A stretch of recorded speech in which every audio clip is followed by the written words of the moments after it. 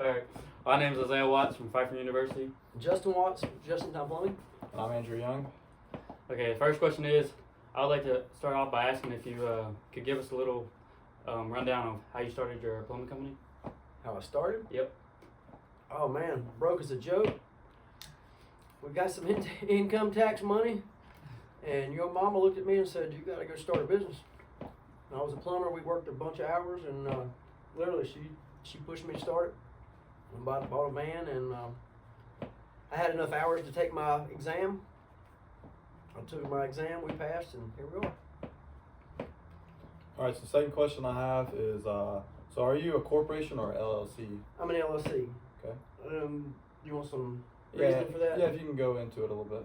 So an LLC for a small business.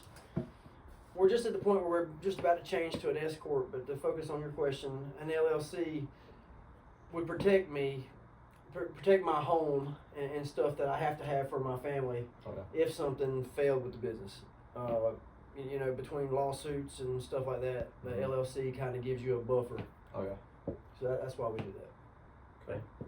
Next question is, how do you handle customer agreements or expectations before starting a job? Okay. So we go to a job and we give an estimate. You know, we give a free estimate. Most time it's wrote on one of these. Okay, I get a copy. The customer gets a copy. If they agree to it at that point, they'll go ahead and sign it. You know, if not, we'll just give it to them. They may call back 3 months later and they say, "Well, I want to go with the estimate." But either way, once this is filled out on the spot, it comes in. It gets logged into our system there. So we have a we have a copy nonstop of it, and the way we handle it is we just try to make sure we detail everything that they specifically want. You know, I mean, we know that certain things are the same repetitively, but every customer is different. You know, there may be one that's really picky about certain things, or not wanting you around their children, or being careful of a dog or cat. So we try to make as many notes as possible of that to make sure they're happy at the end. Once they sign the estimate, can they back out of it? Absolutely. Yeah, they can back out of it until we start the work. Until we're investing in it. All right, kind of going more in on that.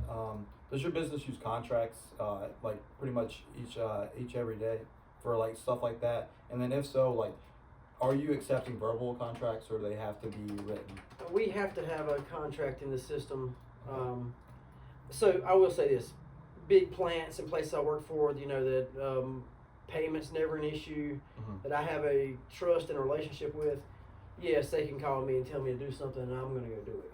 Yep. But for at least 90% of our business, I want something on paper. I want something on paper to protect me, our guys. And mainly just because you get done and they say, "Well, we were supposed to have a water heater." Well, no, we wasn't. Yep. Yeah, and it's just to protect everyone. But every day is contracts. Invoices, estimates. Like this right here is a damage disclosure contract we use when we dig, because we don't know what's under the ground, if it's irrigation or a line going to their dog fence or however. So just stuff like that. Yes, I use it every day. All right, thank you. For our next question is there any type of licenses you need to order to start a plumbing business like yours? Yes, you need you gotta have a plumbing license. Not that it means anything to you, but to break a trap seal is required to have license, and that's literally just the trap underneath your sink. The last deal. This is my license here. There's different classes of license. Mine's unlimited. You can get one that's strictly for residential only. But this is required to own a plumbing business. Not necessarily to do plumbing, but to be able to pull permits on plumbing, to do plumbing. You could have like a drain cleaning business or something without this type of license. But yeah, you have to have that. How long does that take to go through that process to get that license? Oh man, it took. You have to have 2,000 work hours. Oh. Yeah, 2,000 work hours in it, and then you got big books. Yeah. Big books. It's a lot, but it's if that's all you've ever done, it becomes second nature. Yeah. All right. Next, if you don't mind telling us, what are some employee-related issues that you've had to deal with in the past? Employee-related issues. Don't you even smile. So, So employees are No. okay. Employees are they're just the same as me, right? Yeah. Everybody has a bad day. Oh yeah. That's the. There's not one issue you can think of that we probably haven't. Huh.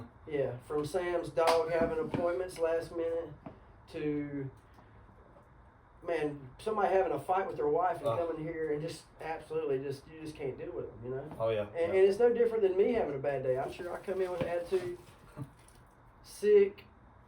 We've had families show up at job sites. We've had all kind of. Yep. You got anything in mind we've had?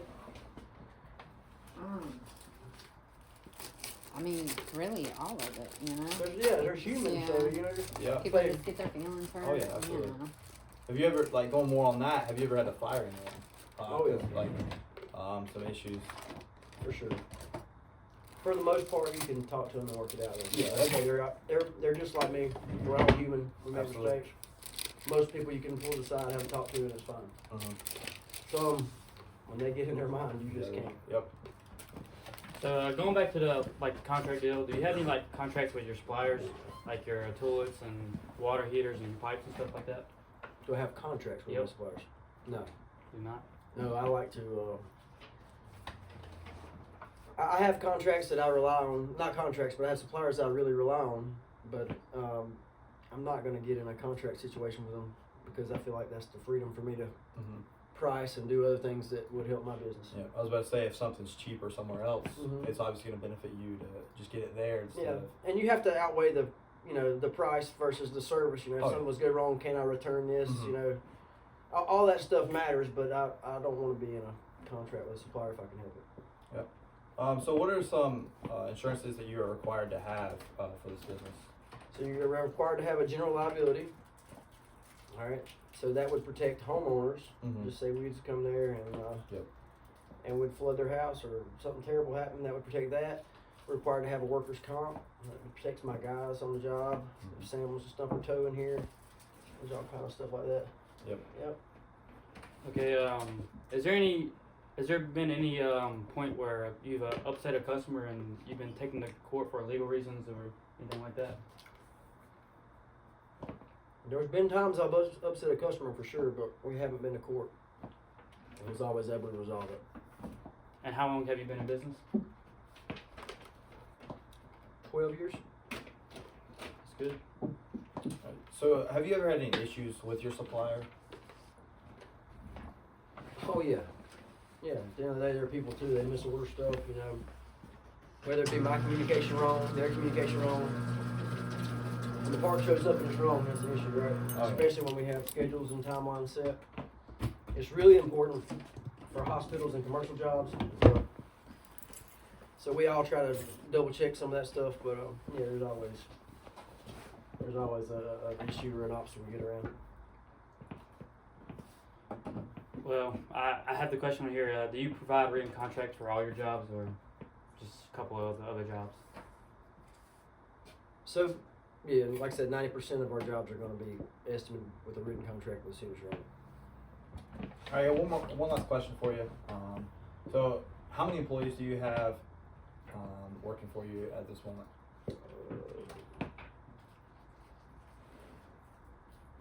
Yep. 10? 10. 10 right now? Yep. So Is we're it- normally from 10 to 12, 13, somewhere in there. That's Is our average. this like you said, the average? What's like the most you've had for one point? 17. 17 more. Mm-hmm. Is there a limit that you want to have or not have, like a certain amount of employees you don't want to have too less or too many?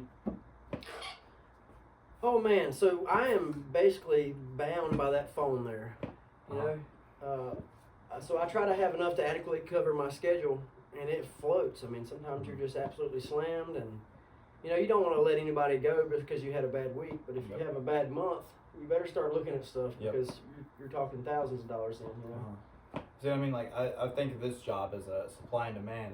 It all depends on how many people are having these issues. That's it's right. kind of how many people you have to have on the job.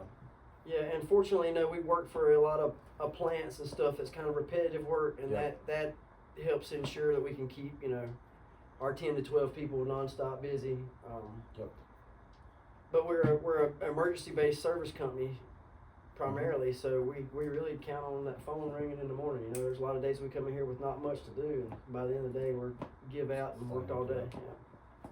I do have one more question, and when your employees or you go out on a job site, you know, you're digging for lines and stuff.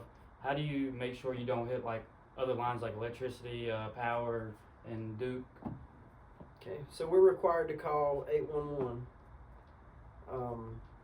I'll give you some pictures of what we do. So when we go out to a job to do an estimate, if it's a digging job that's required, we mark that area with white flags. So then I'll come in and I'll ask Sam to call 811. She'll do her magic, and then within 3 working days, everything in that area that we've asked for is located between gas, fiber optic, you know, stuff like that. The only thing that's not marked in that is personal lines, you know, stuff that individuals have put in, whether it be like a power line to a lamp or something like that, and that's where these liability forms kind of help us out on that. So if you do hit it, do you have to cover the cost of it, or who Are you talking take about- cares of it? Are you talking about a personal line from an Yeah, if individual? someone or was business? to mismarket and So if they mismark it, if I call 811 and it's a line like a power line or something big for a neighborhood and they mismark it, there's rules there. So I cannot, when they mark a line, they have a 3-foot variance on either side. Okay, so if I'm using my machine, my backhoe, and I dig in beside that 3 foot and I hit it, it's on me. Mm-hmm. If I'm using a shovel or whatever and there's nothing there, that's great. But if I hit that line over here, 10 feet over here, then it's on them. That they'll cover that. Individual homeowner lines, if we hit them, if it's something easy, I'll go ahead and fix it for them. Mm-hmm. But that's just to keep us from eating a lot of liability there. I think that's all we got for you today. that's all I got Yep. for you. Thank I you. appreciate you for Sweet. your time. Yeah, thank y'all guys. Appreciate it.